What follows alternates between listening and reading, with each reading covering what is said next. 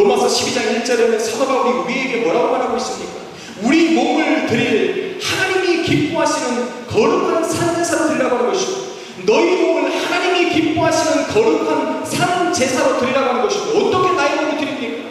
나의 몸을 찢어서 번제로 드립니까? 그것이 아니라 내 몸이 살아가고 있는 그러한 삶을 하나님이 기뻐하시는 제사처럼 온전히 드리라고 하는 것입니다.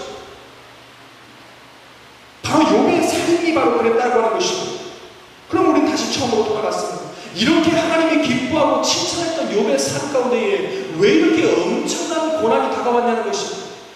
이렇게 욥처럼 의인이요 하나님이 기뻐하는 사람이요 죄 없이 살아가고 있는 그 사람에게 어떻게 이렇게 엄청난 고난이, 시련이 찾아왔을까라고 하는 것입니다. 우리는 말씀을 읽으면 하나님의 뜻대로 살아가면 고난이 없이 하나님의 축복이 다가온다라고 믿었습니다. 이것이 바로 기본신앙입니다.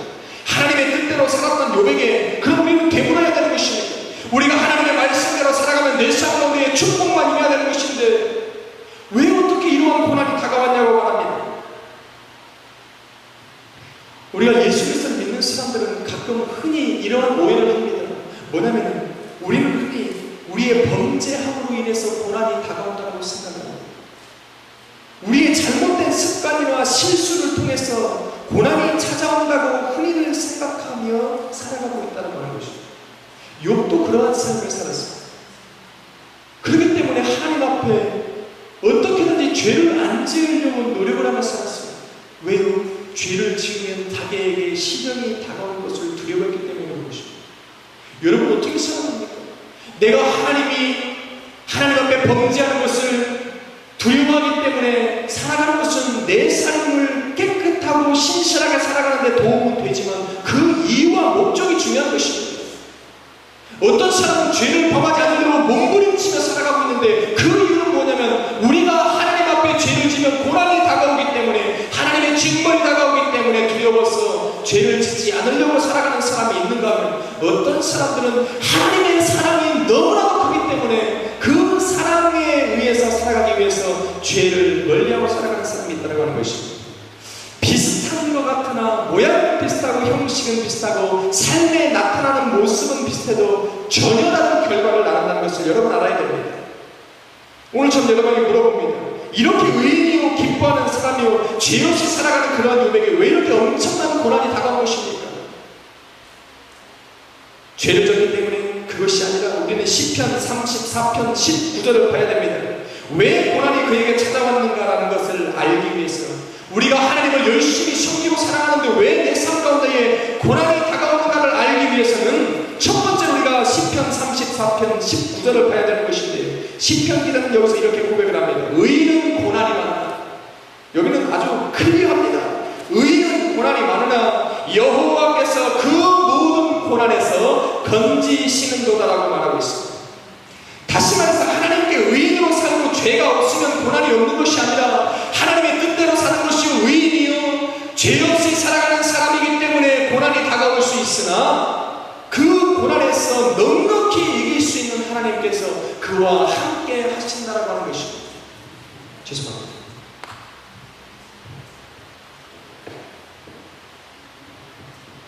고난이라고 하는 것은 그래서 우리들이 생각해야 되는 것은 뭐냐면 고난이라고 하는 것은 반드시 내 죄 때문에 나의 범죄와 실수 때문에 내 삶 가운데 다가온 것이 아니라 내가 온전히 하나님을 모시고 섬기고 살아도 그 가운데에 고난이 다가올 수 있다라고 하는 것입니다. 왜요? 이제 그 이유를 말하는 겁니다. 왜 그렇게 하나님을 섬기고 하나님 앞에 예배로 나아가고 하나님의 뜻대로 살아가는 사람임에도 불구하고 고난이 찾아올 수밖에 없을까? 이것을 알아야 되는 것입니다. 바로 욥처럼 여러분이 살아갈지라도 여러분의 삶 가운데에 왜 고난이 다가오는가를 오늘 이 시간 얘기하려고 하는 것입니다. 우리의 마음을 감찰하시고 우리의 생각을 이미 아시는 분이 누구냐면 하나님이라고 성경은 얘기를 합니다. 그런데 여러분 또 한 명 우리를 너무나도 잘 아는 사람이 있습니다. 그거를 우리 알아야 돼요. 뭐냐면 우리의 마음의 연약함과 두려움과 무서움을 아는 사람. 그 또 한 명이 있는데 그것이 누구냐면 성경이 말하는 바로 마귀라고 하는 것입니다. 사탄이라고 하는 것입니다. 그래서 우리보다 더 잘 아는 사람 두 사람 있는데 한 분은 하나님이시고 또 한 명은 마귀라는 것입니다. 하나님은 늘 우리의 마음을 감찰하시고 하시고 우리의 생각이 어떠한 생각을 가지고 있는가를 좋은 쪽으로 바라보시는 분이 하나님이시라면 마귀는 우리 마음속에 두려움과 연약함과 나태함을 바라보고 우리를 정죄하고 우리의 약함을 보는 것이 바로 마귀라고 하는 것입니다. 그렇기 때문에 그러한 고난은 바로 마귀에게서 오는 것입니다. 그러면 마귀가 어떻게 내 삶 가운데 고난을 주는가? 내가 하나님 앞에 의인으로 살아가고 있음에도 불구하고 어떻게 마귀가 내 삶 가운데 침투에 들어오는가를 알면 우리 삶 가운데 고난의 시작을 알 수가 있다는 것입니다. 여러분, 사탄이 우리 마음을 알기 때문에, 우리의 연약함을 알기 때문에 사탄이 우리에게 공격을 줄 때는, 사람들에게 다가가서 고난을 줄 때는 그의 가장 연약한 부분을 치는 것입니다. 오늘 욥에게 있어서 연약한 부분이 어디 있습니까? 욥은 하나님을 잘 섬겼죠. 죄를 짓지도 않았죠. 그런데 어떻게 이 사단은 욥의 그 약점을 찾아냈습니까? 우리에게는 약점이 아주 투성이에요. 그래서 고난이 사방에서 다가오는데 욥에게 있어서 고난이 과연 뭐가 있을까? 한번 찾아봅시다. 욥은 인간으로서 가장 선하고 의로운 삶을 살고 있을 때에 마귀가 하나님 앞에 가서 욥을 고소를 하는 것입니다. 그 고소의 내용은 아주 간단합니다. 마귀가 하나님 앞에 갔어요. 그래서 욥을 얘기할 때 욥이 하나님을 사랑하고 섬기고 하나님을 경외하고 죄를 범하지 않고 살아가고 있는 이유가 있다면 그것은 뭐냐면 하나님이 모든 것을 욥에게 다 줬기 때문에 그것 때문에 하나님을 섬긴다고 얘기를 했습니다.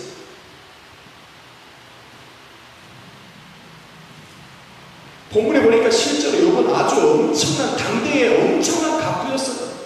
돈도 얼마나 많은지 하는 것마다 잘 되지요. 하는 것마다 양을 기르면 다 건강하게 자라지요. 그 양을 기르기 위해서 수십 명의 종을 기르고 있었고 또한 자녀의 복을 가지고 있었는데 7남 3녀를 소유하고 있었어요. 7남 3녀는 10명의 자식을 가지고 있었던 것처럼 엄청나게 당대에 부유함이 부족함이 없었다는 삶을 살고 있었다는 것입니다. 그러한 그였기 때문에 이 마귀에게 이 고소를 당할 만도 하죠. 하나님 앞에 받은 것이 엄청나게 많기 때문에. 그런데 이 가운데서 어떻게 욥에게 있어서 흠점을 찾아냈습니까? 욥은 이 사단은요, 욥의 흠점을 찾은 것이 아니라 인간의 필연적인 것에 약점을 찾았다는 것입니다. 여러분, 돈이 없는 사람은 돈 때문에 많이 고민하지 않아요. 좀 내가 역설을 하는 것입니다. 제가 돈이 아예 없는 사람은 돈 때문에 많이 고민하지 않아요. 돈을 많이 가지고 있는 사람일수록 돈에 많이 고민을 하고 돈에 걱정을 하게 되고 또 돈 때문에 근심을 가지고 있습니다. 제일 고민 없이 살아가는 사람, 세상 사람들이 바라볼 때는 제일 불쌍하게 살아가고 제일 걱정이 많고 근심이 많을 것처럼 살아가는 사람이 누구냐면 오늘도 서울역에서 오늘도 여기 스파다이나에서 살아가는 홈레스 피플이 그럴 거라고 우리는 생각을 합니다. 그런데 막상 행복 지수로 따지면 그들처럼 행복한 사람들이 없습니다. 다시 말해서 있는 사람이 더 불행한 것입니다. 다시 말해서 사단은 인간들에게 필연적으로 없어서는 안 될 것이 그러한 물질이기 때문에 그러한 물질을 더 많이 가지고 있고 가장 많이 가지고 있고 자녀들 또한 가장 많이 데리고 있는 그 욥의 약점이 무엇인가를 알고 있었다는 것입니다. 그것이 뭐냐면 그것들이 어떻게 되어질까를 걱정하고 있었다고 하는 것입니다. 욥에게 그런 마음이